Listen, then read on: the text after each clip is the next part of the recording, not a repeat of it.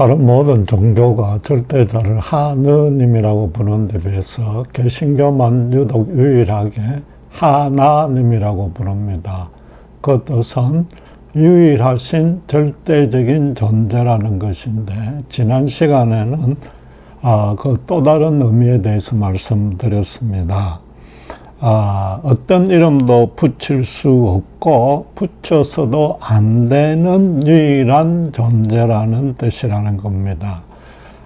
인간의 언어로 어떤 이름이라도 붙이면 그 언어가 의미하는 바에 의해서 하나님은 제한되거나 종속될 수밖에 없기 때문입니다. 하나님은 세상에 어떤 것과 해도 제한받지 아니하고 영향도 받지 않습니다.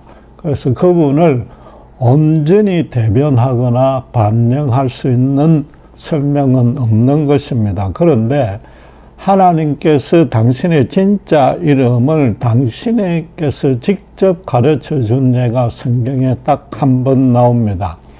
80살 먹은 노인이 된 모세가 미디안 강야에서 양을 치고 있을 때 하나님이 타지 않는 불꽃으로 임재하셔서 애굽에서 노예살이로 고생하고 있는 동족을 구출해 내라는 소명을 주십니다. 그때 모세가 자기 형제들이 누가 보냈느냐고 물어보면 어떻게 대답하겠습니까? 당신의 이름을 가르쳐 달라고 요청했습니다. 그때 하나님은 출애굽기 3장 14절에 나는 스스로 있는 자니라 라고 대답하셨습니다. 영어로 I am who I am입니다. 그래서 한국어 성경도 그 영어 성경에 따라서 나는 스스로 있는 자라고 번역한 것입니다. 그런데 이게 사실은 히브리 원어로는 I am이라고 주어와 비동사 둘밖에 없고 그 히브리 발음으로 야훼가 되기 때문에 여호와라고 합니다. 그런데 여기에는 참으로 흥미롭고도 심오한 의미가 있습니다. 영어로 I am a boy 그러면은 나는 학생이다가 되는데 I와 boy가 equal 동등하다는 겁니다. 그러나 하나님의 경우에 I am 뒤에 무엇을 갖다 붙여도 하나님을 온전히 수식할 수 없고 설명이 불가능한 겁니다.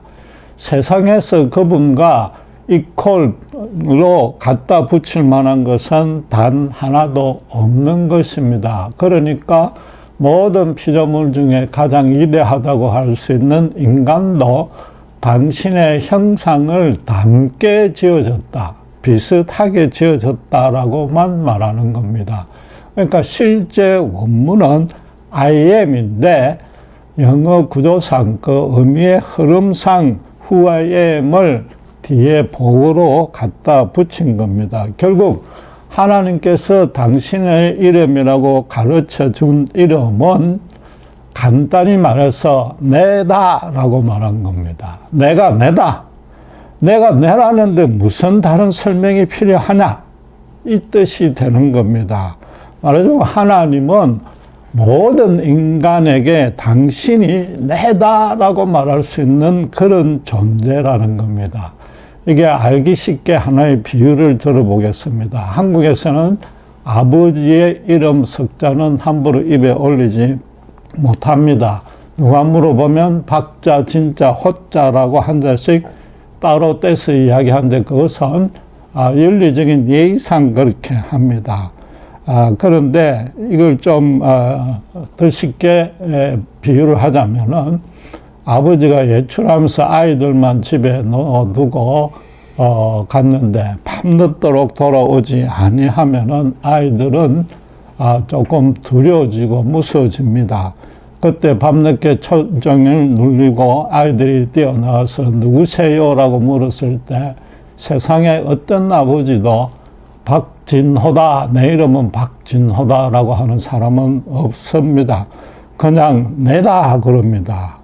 그럼 그 아이들은 당장 그 이름만 들어도 이름이 아니라 내다라는 그 음성만 들어도 안심이 되고 기쁨이 넘치고 정말 평안해지는 겁니다.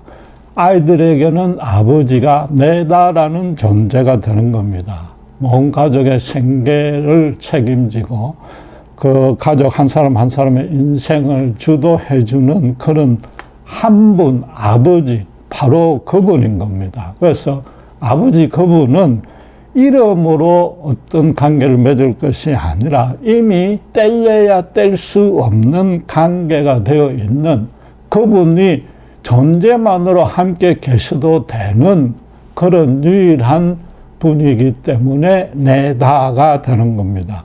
하나님은 모든 인간에게 그런 존재가 되시는 겁니다. 모든 각 개인의 출생에서부터 죽음까지 다 계획하시고 주관하시고 거룩한 삶으로 이끌고 계시는 것입니다. 그래서 믿음의 출발은 하나님이 정말 나에게, 내 개인에게 이 아버지처럼 완전한 비유는 아니지만 내다라고, 언제 어디서나 무슨 일이 있어도 내다라고 말씀해 주시고 다가와 주시고 보호 인도해 주시는 존재가 되는 것이고, 그분에게 실제로 그런 은혜와 권능을 받게 되는 것입니다.